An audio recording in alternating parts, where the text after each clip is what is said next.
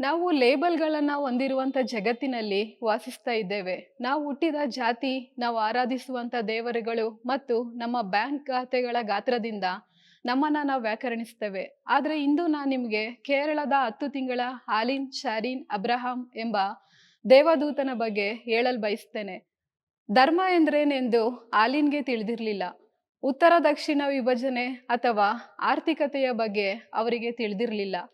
ಅವರ ಜೀವನವು ದುರಂತವಾಗಿ ಕಡಿತಗೊಂಡಾಗ ಅವಳ ಪೋಷಕರು ಮಾನವೀಯತೆಯನ್ನ ಮೀರಿದ ನಿರ್ಧಾರವನ್ನ ತೆಗೆದುಕೊಂಡ್ರು.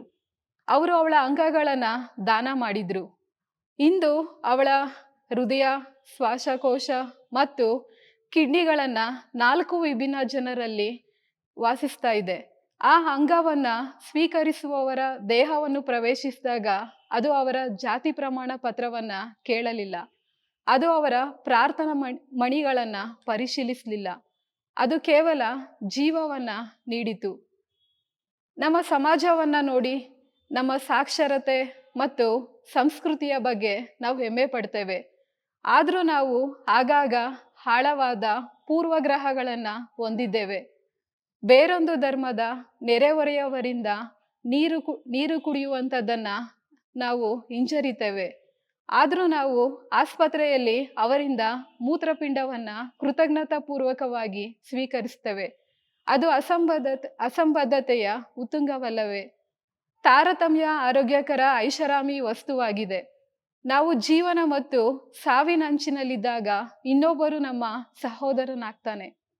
ನಾವು ಶ್ರೀಮಂತರಾಗಿರ್ಲಿ ಅಥವಾ ಬಡವರಾಗಿರ್ಲಿ, ಬ್ರಾಹ್ಮಣರಾಗಿರ್ಲಿ ಅಥವಾ ದಲಿತರಾಗಿರ್ಲಿ, ಹಿಂದೂ, ಮುಸ್ಲಿಂ ಅಥವಾ ಕ್ರಿಶ್ಚಿಯನ್ ಆಗಿರ್ಲಿ, ನಮ್ಮ ರಕ್ತನಾಳಗಳಲ್ಲಿ ಹರಿಯುವ ರಕ್ತವು ಒಂದೇ, ಕೆಂಪು ಬಣ್ಣ ಆಗಿದೆ ಎಂಬುದನ್ನ ನಾವು ಅರಿತುಕೊಳ್ಬೇಕು. ಮನುಷ್ಯನನ್ನ ದೇವರ ಸ್ವರೂಪದಲ್ಲಿ ಸೃಷ್ಟಿಸಲಾಗಿದೆ ಎಂದು ಬೈಬಲ್ ಹೇಳ್ತದೆ. ನಾವದನ್ನ ನಂಬಿದ್ರೆ ಅವನು ಅಥವಾ ಅವಳು ವಿಭಿನ್ನ ರೂಪದಲ್ಲಿ ಕಾಣಿಸಿಕೊಳ್ಳುವಾಗ ನಾವು ಸಹ ಮಾನವರನ್ನ ಹೇಗೆ ತಿರಸ್ಕರಿಸಬಹುದು? ವೈದ್ಯರು ಹೃದಯವನ್ನ ಕಸಿ ಮಾಡಿದಾಗ ಅವರು ಕೇವಲ ಸ್ನಾಯು ಮತ್ತು ಅಂಗಾಂಶವನ್ನ ಚಲಿಸುವುದಿಲ್ಲ, ಅವರು ದೈವಿಕ ಪಾತ್ರೆಯನ್ನ ಚಲಿಸ್ತಾ ಇದ್ದಾರೆ. ನಮ್ಮ ಆಧ್ಯಾತ್ಮಿಕ ಮತ್ತು ಭಾವನಾತ್ಮಕ ಅವಶ್ಯಕತೆಗಳು ಸಾರ್ವತ್ರಿಕವಾಗಿವೆ.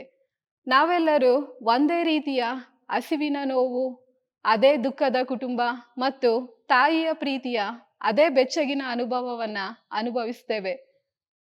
ನಮ್ಮ ಅಂಗರಚನಾ ಶಾಸ್ತ್ರವನ್ನ ವಿನ್ಯಾಸಗೊಳಿಸುವಾಗ ದೇವರು ತಾರತಮ್ಯವನ್ನ ಮಾಡದಿದ್ರೆ ನಮ್ಮ ಸಾಮಾಜಿಕ ರಚನೆಗಳಲ್ಲಿ ತಾರತಮ್ಯ ಮಾಡಲು ನಾವ್ಯಾರು?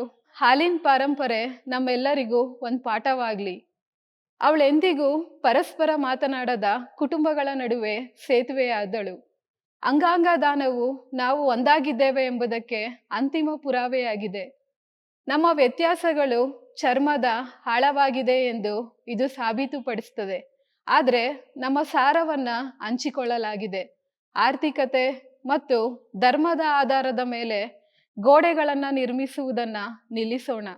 ಬದಲಾಗಿ ನೆರೆಹೊರೆಯವರ ಅಗತ್ಯವನ್ನ ನಮ್ಮದೆಂದು ಗುರುತಿಸುವ ಸಮಾಜವನ್ನ ನಾವು ನಿರ್ಮಿಸೋಣ. ಯಾಕಂದ್ರೆ ಕೊನೆಯಲ್ಲಿ ನಾವು ನಮ್ಮ ಸಂಪತ್ತು ಅಥವಾ ನಮ್ಮ ಬಿರುದುಗಳನ್ನ ನಮ್ಮೊಂದಿಗೆ ತೆಗೆದುಕೊಂಡು ಹೋಗೋದಿಲ್ಲ. ನಾವು ಹಂಚಿಕೊಂಡ ಪ್ರೀತಿಯನ್ನ ಮತ್ತು ಬಹುಶಃ ನಾವು ನೀಡಿದ ಜೀವನವನ್ನ ಮಾತ್ರ ಬಿಟ್ಟು ಹೋಗ್ತೇವೆ.